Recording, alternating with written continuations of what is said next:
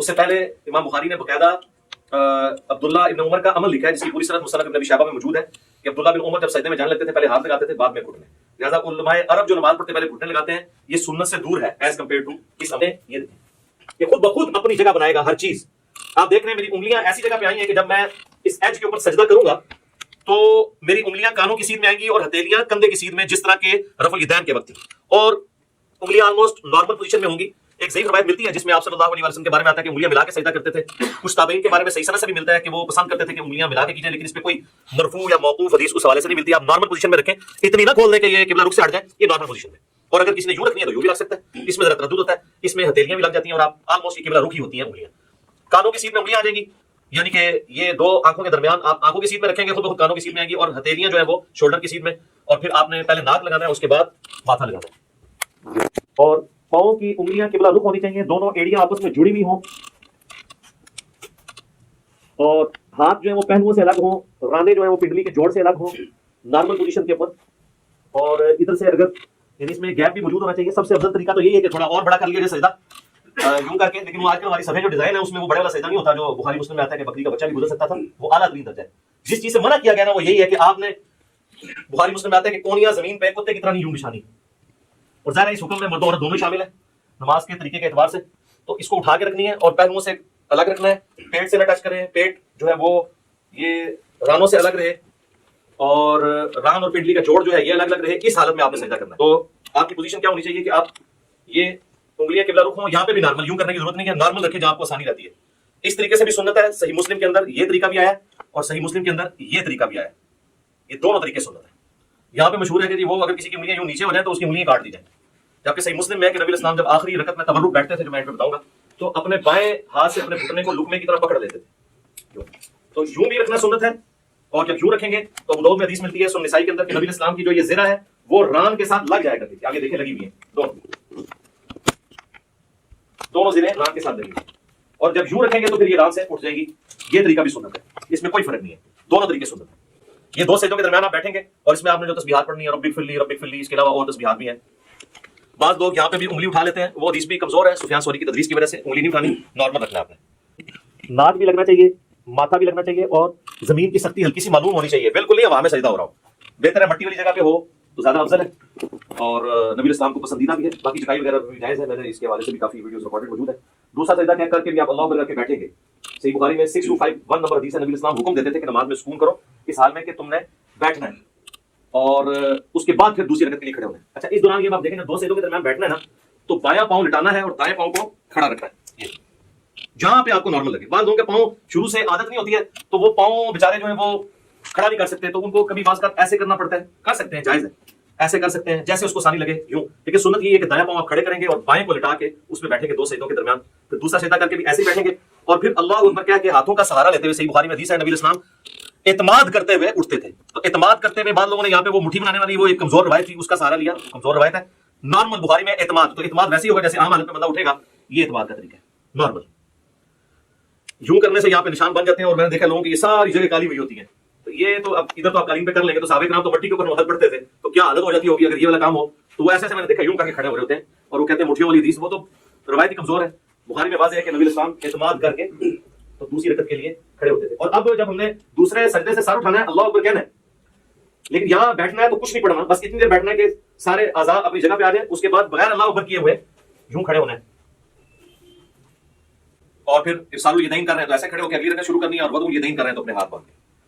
دونوں طریقے درست ہیں. اور پھر دوسری رکعت کو آپ نے اسی طریقے سے مکمل کرنا ہے. جب دوسری رکعت میں آپ تشہد میں پہنچیں گے, آپ دیکھ رہے ہیں دوسری رکعت جو ہے رفع الیدین کے بغیر شروع ہوئی ہے. جب ہم کھڑے ہوئے ہیں تو ہم نے رفع الیدین کر کے ہاتھ نہیں باندھے, بلکہ ڈائریکٹ ہاتھ باندھے. اور رکعتیں جتنی ہیں وہ رفع الیدین سے شروع ہوتی ہیں, یعنی تاگ رکھتے ہیں, پہلی اور تیسری. دوسری اور چوتھی بغیر رفع الیدین کے شروع ہوتی ہے.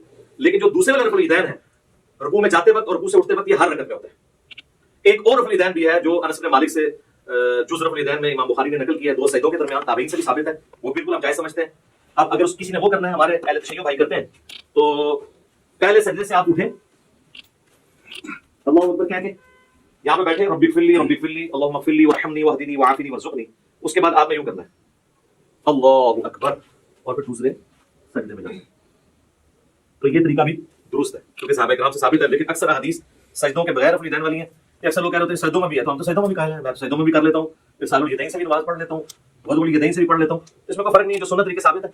تو دوسری رکعت میں جب آپ بیٹھیں، اگر تو 4 رکعت والی نماز ہے تو پھر آپ یوں ہی بیٹھیں گے جس طرح آپ جلسے کے اندر بیٹھتے ہیں، دو سجدوں کے درمیان جو بیٹھنا ہے وہ جلسہ کہلاتا ہے، جس طرح رکوع کے بعد کھڑے ہونا قوما کہلاتا ہے۔ آپ تشہد پڑھیں گے اور تشہد بیٹھتے ہی آپ نے اپنی انگلی بلند کر لینی ہے۔ صحیح مسلم میں 4 حدیث ہیں رفع سبابہ کے اوپر، یعنی انگلی کو بلند کرنا۔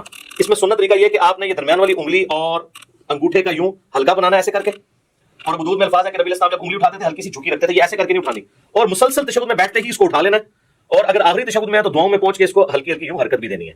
یہ بھی ثابت ہے، اور صحیح مسلم میں عبداللہ بن زبیر جو نقل کر رہے ہیں وہ صرف اشارے کو نقل کر رہے ہیں، حرکت کو نہیں کر رہے، تو بغیر حرکت کے بھی اشارہ تھروٹ یوں کرنا ہی ثابت ہے۔ یہ طریقہ بھی ثابت ہے انگلی اٹھانے کا، اور ایک یہ طریقہ بھی ہے انگوٹھے کو اس جڑ میں رکھ کے یوں کر کے، اس کو کہتے ہیں وہ 53 کا عدد بنانا، یہ بھی طریقہ ٹھیک ہے، یہ دونوں طریقے ٹھیک ہے۔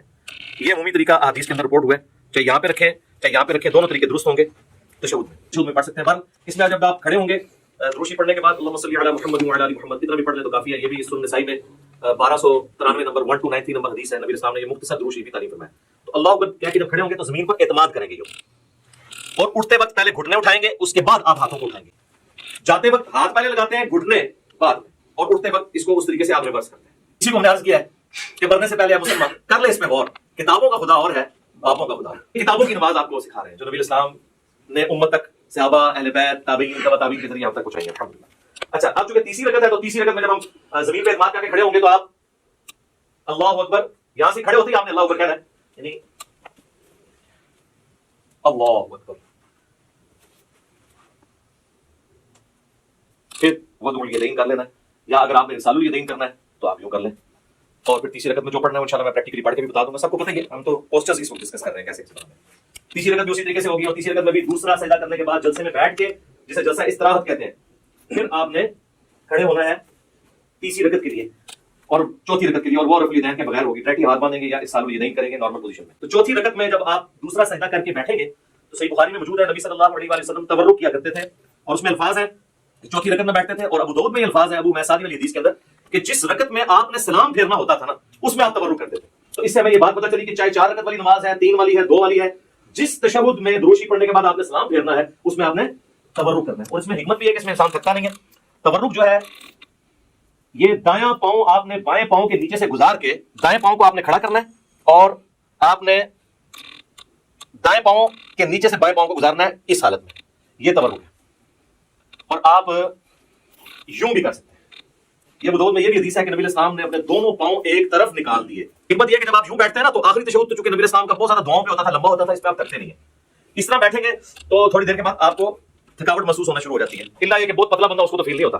تو یہ درمیان والا تشہد ہے اور یہ آخری تشہد ہے، چاہے وہ فجر کا ہو، مغرب کا ہو، عشاء کا ہو، آخری تشہد اس طریقے سے ہوتا ہے، اور اس میں بھی آپ نے اس طرح انگلی اٹھا کے رکھنی ہے، تشہد میں مسلسل انگلی اٹھانی ہے۔ یہ جو کہتے ہیں اشہد اللہ الہ پہ اٹھاؤ، الا اللہ پہ گرا دو، یہ کوئی ثابت نہیں ہے، یہاں پہ رکھیں، یہ بھی سنت ہے، اور یہ صحیح مسلم میں الفاظ ہے کہ نبی اسلام جب تشہد میں بیٹھتے ہیں تو اپنا دایاں ہاتھ جو ہے وہ دانے گھٹنے کے اوپر بائیں گھٹنے پہ رکھ کے اس کو لقمے کی طرح پکڑ لیتے ہیں، جو آپ کے بابو نے آپ کو سکھایا کہ جس کی انگلیاں نیچے انگلی کاٹ دی جائے، اور یہ وہ سنت ہے جو صحیح مسلم کے اندر ہے۔ ہر شے پوچھی دسی تو پھر کہتے ہیں سارے بابے نے کچھ کہتا ہے، اور کیوں کہا میں نیوٹن نے کہا جنہوں نے کام پایا انہوں نے کہنا نا، یہ اس میں جو امام مسجد حضرات ہیں وہ تو سلام یہی پھیر ہوتے ہیں، السلام علیکم ورحمۃ اللہ، اور دوسرا سلام ادھر کرتے ہیں، السلام علیکم ورحمۃ اللہ۔ یہ بالکل خلاف سنت ہے۔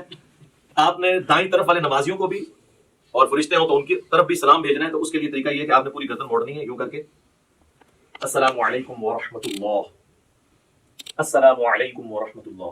اچھا، عربیوں کو ایک بڑا مسئلہ ہے، اچھا السلام علیکم ورحمۃ اللہ وبرکاتہ بھی ثابت ہے ابو داؤد کے اندر، دونوں طریقے دوسرے۔ عربی جو ہے نا ہمارے اجمی لوگوں کو نا، وہ چونکہ امام کے پیچھے ہم لوگ تو عادت ہے نا کہ امام جب پہلا سلام پھیرتا ہے نا تو جب وہ رحمۃ اللہ پہ پہنچتا ہے تو ہم پہلا پھیرتے ہیں، پھر وہ دوسرے کے رحمۃ اللہ پہ پہنچتا ہے تو ہم دوسرا پھیرتے ہیں۔ عربی کیا کرتے ہیں کہ وہ انتظار کرتے ہیں کہ امام دونوں طرف پھیرے، السلام علیکم ورحمۃ اللہ، السلام علیکم ورحمۃ اللہ، اور اس کے بعد وہ پھرتے ہیں۔ آپ نے دیکھا تو عرب کے ٹی وی پہ بھی جب آپ کو آواز آ رہی ہوتی ہے اس کی مکبر کی پیچھے سے، تو اور وہ یہ سمجھ رہے ہوتے ہیں کہ ہم صحیح طریقے پہ چل رہے ہیں، دونوں طریقے درست ہیں، کیونکہ آپ ہے تو پیچھے ہی ہے نا، جب پہلا سلام پھیرا اس کے بعد ہی آپ نے بھی پہلا پھیرا نا، تو یہ نہیں ہے پورا پھیرے، اگر اس طریقے سے بھی کرنا چاہتے ہیں وہ بھی ٹھیک ہے۔ یہ خام خواہ لوگوں کا فتوے لگانا کہ وہ امام سے آپ آگے نکلے، امام سے کب آگے نکلے؟ امام نے السلام علیکم ورحمۃ اللہ کہا، اس کے بعد ہی ہم نے کہا، اور امام نے جب دوسرا پھیرا اس کے بعد ہی ہم نے کہا۔ وہ تو حدیث ہے بخاری مسلم میں کہ جو امام سے پہلے رکوع سے سر اٹھائے تو اسے ڈر جانا چاہیے کہ اللہ تعالیٰ اس کا سر جو ہے وہ گدھے کا نہ بنا دے۔ پوسچرز میں آپ نے امام سے پہلے کوئی کام نہیں کرنا، باقی جو بیچ میں پڑھنا ہے وہ آگے پیچھے ہو سکتا ہے، وہ تو نہ آپ سن رہے ہوتے ہیں اس کی نہ وہ آپ کی سن رہا ہوتا ہے، کئی بار آپ تشہد ختم کر کے بیٹھ جاتے ہیں، امام کا تشہد ختم ہی نہیں ہوتا، اس میں آگے پیچھے ہو سکتا ہے، پوسچرز نہیں آپ آگے پیچھے کر سکتے۔ اور دیکھیں اللہ نے نماز میں کیا برکت رکھی ہے کہ نماز میں مسلمانوں کی یونٹی ہے.